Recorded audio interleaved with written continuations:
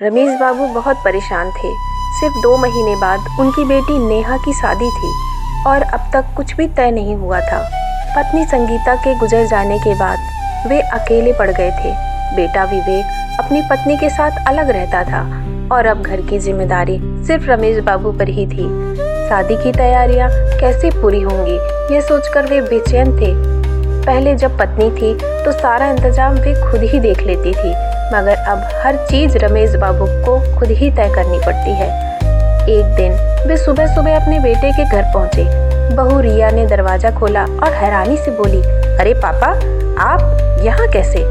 रमेश बाबू मुस्कुरा कर बोले, बेटा नेहा की शादी तय हो गई है, बस अब तैयारियां करनी है। मैं चाहता हूँ कि तुम दोनों घर आकर मेरा हाथ बटाओ। रिया ने मुंह बना लिया और बोली, पापा, हमसे उम्मीद मत रखिए। इस फ्लैट की EMI भरने में हमें बहुत मुश्किल हो रही है। रमेश बाबू ने भारी मन से विवेक की ओर देखा। विवेक ने कहा, पापा चिंता मत कीजिए, मैं शादी से पहले आ जाऊंगा। लेकिन शादी के दिन विवेक और रिया बस रस्मों में शामिल होकर जल्दी चले गए। शादी के बाद जब नेहा अपने पति अरुण के साथ मिलने आई तो उसने कहा, पापा आप अकेले नहीं रहेंगे, आप हमारे साथ चलिए। रमेश बाबू बोले, बेटा मैं बेटी के घर कैसे रह सकता हूँ?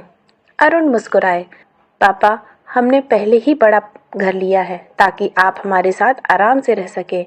रमेश बाबू सोचने लगे, बेटे ने साथ छोड़ दिया लेकिन दामाद ने साथ दे दिया। क्या यही जीवन की सच्चाई है?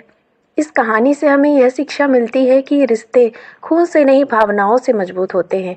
जो सच्चा अपना होता है वही आखिर तक साथ निभाता है।